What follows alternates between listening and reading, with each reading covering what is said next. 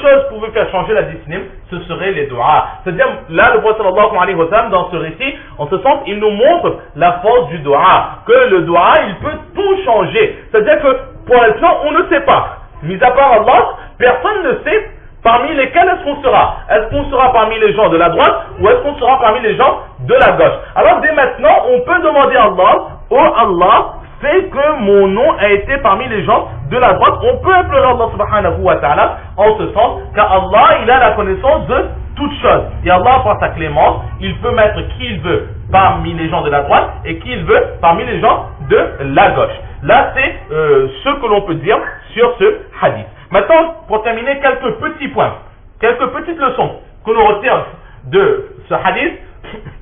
Tout d'abord, nous voyons que c'est dans le ventre de notre mère que tout a été créé. En fait, il y a un petit débat que le muhaddithin il met en avant, c'est que certaines personnes disent que les 5 sens, la vue, le goût, etc., cela n'est créé que lorsque l'enfant naît. Lorsque l'enfant naît, l'enfant n'est pas capable de voir, l'enfant n'est pas capable, il n'a pas de goût, il ne peut pas toucher, etc. Il est dépourvu de ses sens, et une fois arrivé sur terre, c'est là que Allah lui crée ses sens. Ibn Hajar al-Asqalani, il nous explique que non, que tout cela a été créé depuis le ventre de notre mère. La possibilité de voir, d'entendre, de bouger, etc., cela s'est fait dans le ventre de notre mère, mais arrivé sur terre, l'enfant n'arrive pas encore à utiliser ses sens. Mais cela ne veut pas dire qu'il est dépourvu de tous ses sens. Et au fur et à mesure, Allah va lui donner cette capacité. Ensuite, la deuxième leçon, c'est justement la destinée. Personne ne peut aller contre la destinée. On ne peut que implorer Allah subhanahu wa ta'ala de la meilleure destinée. Ensuite, la troisième leçon, c'est que nous voyons que l'âme est insufflée au bout de 4 mois. Alors là, nous avons une petite parenthèse, mais nous savons tous que avorter en islam est strictement interdit. L'avortement a été interdit. Et dans certains cas, vraiment très très précis, il sera autorisé d'avorter avant le 4e mois, avant que l'âme ne soit insufflée, mais là aussi dans des cas précis. Et après le 4e mois, quelle que soit la raison, si les docteurs prédisent que l'enfant sera malade, l'enfant sera trisomique, l'enfant sera handicapé, quelle que soit la raison qui nous sera donnée, l'islam interdira l'avortement. Maintenant, si quelqu'un a avorté, alors que va-t-il se passer par rapport à cet enfant? Alors, les juristes, ils sont tous unanimes que en avortant, nous sommes en train de tuer cet enfant qui avait la vie dans le ventre de la mère. Et en islam, en contrepartie d'un meurtre, ou bien, c'est ce qu'on appelle le qisas, où là c'est la loi du talion, la personne qui a assassiné va se faire exécuter aussi, mais s'il y a un compromis, alors il faudra tout simplement payer la vie de cette personne qui a été tuée. Pour les femmes, il y a un prix spécial, pour les hommes, il y aura un prix spécial. Pour cet enfant qui a été avorté, alors c'est ce qu'on appelle le ghurra qu'il faudra payer. Et ce ghurra, il correspond, selon l'enseignement de l'imam Abu Hanifa alayhi rahmat, si l'enfant qui a été avorté était un garçon, alors il faudra payer le 20e du prix de la vie d'un homme. Et si c'est une fille qui a été enlevée du ventre de sa mère, alors il faudra payer le 10e du prix de la vie d'une femme. À condition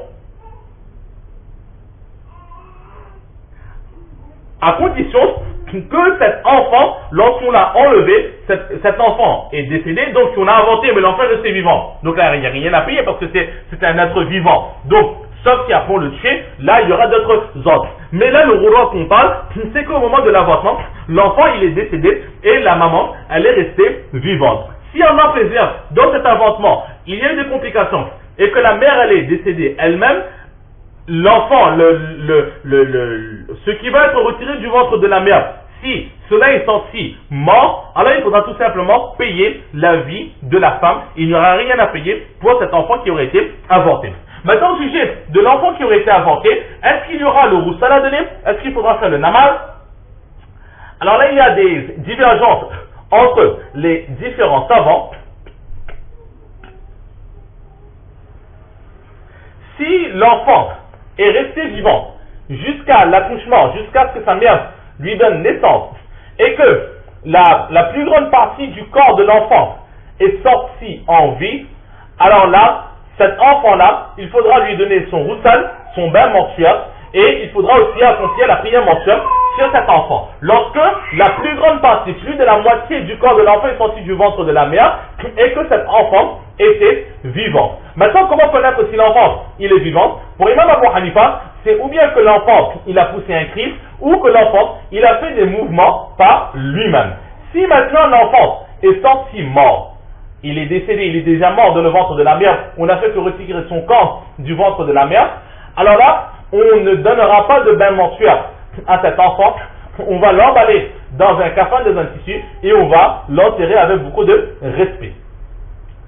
Mais certaines personnes disent que malgré cela, il sera préférable de donner le bain mensuel à cet enfant. Il y a deux opinions, et apparemment, selon Mufti Khalid Saifullah, la fatwa, la pratique, ce sera sur le fait de donner quand même un bain à l'enfant qui décède déjà dans le ventre de la mère et que le docteur ne fait que retirer le corps de cet enfant du ventre de sa mère. Pourquoi? Par respect pour l'être humain. Cependant, il n'y aura pas de prière mensuelle à accomplir pour cet enfant qui est décédé dans le ventre de sa mère. Pour les autres savants, Imam Malik alayhi rahma, lui par exemple, qu'est-ce qu'il dit? Il dit que pour savoir si l'enfant il est né vivant ou pas, il ne faudra se baser que sur la voix. Si l'enfant a pleuré, cela voudra dire que l'enfant était vivant. Si l'enfant n'a pas pleuré, cela veut dire que l'enfant était déjà mort. Et pour lui, Imam Malik, il dit que l'enfant qui naît mort, cet enfant, on ne lui donnera ni le bain mensuel et ni on accomplira la prière mensuelle sur cet enfant.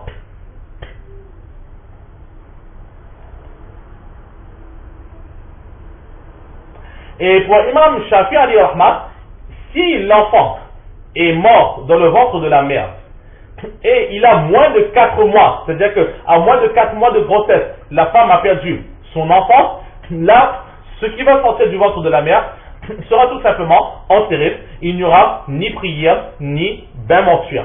Si après 4 mois cet enfant est décédé, alors selon le livre du Kitab al-Umm, qui est l'un des livres références des Masal de l'imam Shafi'i alayhi rahma, il est dit qu'à ce moment, il faudra faire la prière mensuelle sur l'enfant et il faudra aussi lui donner son bain mensuel. Et apparemment, l'enseignement d'Imam Ahmad ibn Hanbal alayhi rahma, il est exactement comme celui de Imam Shafi'i alayhi rahma. Donc voilà, une petite parenthèse au sujet de la jurisprudence pour l'enfant qui n'arrive pas à terme, qui ne naît pas, mais qui va décéder directement dans le ventre de la mère. Voilà ce dont on fait. Ensuite, une autre leçon à retirer de ce hadith, c'est que l'avidité, nous voyons que l'avidité est quelque chose de très très blâmable. L'être humain, il est avide, il veut avoir beaucoup de choses. Alors que nous voyons que l'être humain dans ce hadith, il ne pourra pas avoir plus que ce qui lui a été prescrit. Ce qu'Allah lui a déjà prescrit, il n'aura que cela. Il ne pourra pas avoir plus que cela. Donc, être avide, c'est vouloir aller à l'encontre de notre destinée, qui est quelque chose de très grave. Ensuite, nous avions déjà dit que les actions ne sont qu'un intermédiaire pour entrer dans le paradis ou l'enfer. La décision se fera par Allah subhanahu wa ta'ala. Et nous voyons aussi que personne parmi nous ne sait si on va décéder musulman ou on va décéder infidèle. C'est pour cela qu'il faut demander à Allah subhanahu wa ta'ala protection. Protection contre la mort sans iman et implorer Allah de nous donner la mort avec la foi et de nous faire entrer parmi les gens du paradis. Et là aussi, nous voyons la puissance d'Allah subhanahu wa ta'ala dans ce hadith et tous les autres hadiths que nous avions mentionnés en même temps, que de 2 gouttes impures, comment est-ce qu'Allah subhanahu wa ta'ala, en simplement 9 mois, il est capable de faire grandir, de faire naître et de former un enfant comme il naît à la naissance dans un ventre qui est aussi petit, qui est le ventre de sa mère. Là, nous voyons vraiment la puissance d'Allah subhanahu wa ta'ala. Et aussi, certains disent que dedans il y a aussi une leçon. Que lorsque nous avons quelque chose de difficile à faire, quelque chose de compliqué à faire, alors il faudra prendre son temps, ne pas se presser. Et lorsque quelque chose est facile, léger à faire, alors la faire directement. Par exemple, l'enfant, pour naître, il faut le créer. C'est quelque chose de complexe. Allah va prendre son temps, il va prendre 9 mois pour le laisser bien se former dans le ventre de la meilleure. Et mettre l'âme, c'est quelque chose qui est facile. Alors tout d'un coup, Allah subhanahu wa ta'ala, il va mettre l'âme dans le corps de l'enfant. Le mot d'Adam, après l'avoir créé, Allah l'a laissé un instant se reposer, de temps que tout prend une forme. Même si Allah n'avait pas besoin de cela, mais il nous donne une leçon. Quand quelque chose est compliqué, prendre son temps. Alors, ce précepte, c'est se faire laisser tromper par Shaitan. Donc, on prend son temps quand c'est compliqué et on s'assure que tout s'est bien passé. Ensuite, il y a tout ce qu'on peut, beaucoup de ce qu'on peut dire sur la destinée, sur le qadar, mais on a déjà vu un peu cela dans le Mishkat al-Masabia, on ne va pas s'attarder dessus. Éventuellement dans le Bukhari Sharif, c'est le chapitre lorsqu'il reviendra, on va essayer de redétailler pour faire un rappel, Inch'Allah subhanahu wa ta'ala. Et aussi, nous voyons que dans ce hadith, Allah, il ne connaît pas que les grosses lignes de ce qui se passe. Mais Allah, il connaît tout. Il connaît même quel jour, qu'est-ce que nous allons manger. Nous avions vu dans l'un des derniers hadiths que nous avons vu que tout ce que cette personne va manger. Est-ce que cette personne va manger chinois, indien, français, créole, qu'est-ce qu'il va manger, halal, haram, tout cela, Allah le sait déjà. Et aussi, nous voyons que tout ce que l'on fait ne vient que de la part d'Allah subhanahu wa ta'ala. Certains ont dit que le bien vient d'Allah et le mal, c'est l'être humain qui le fait. Non, Allah, il a créé tout. Et nous, par nos actions, nous faisons le bien ou nous faisons le mal, mais toutes les actions ont été créées par Allah subhanahu wa ta'ala.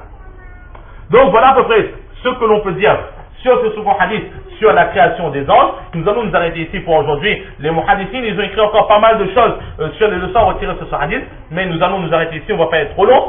Allah subhanahu wa ta'ala nous donne le tawfiq de comprendre ces quelques paroles, surtout de mettre en pratique et de propager. La prochaine fois, nous allons voir le hadith qui suit. Wa ma tawfiqi illa billah.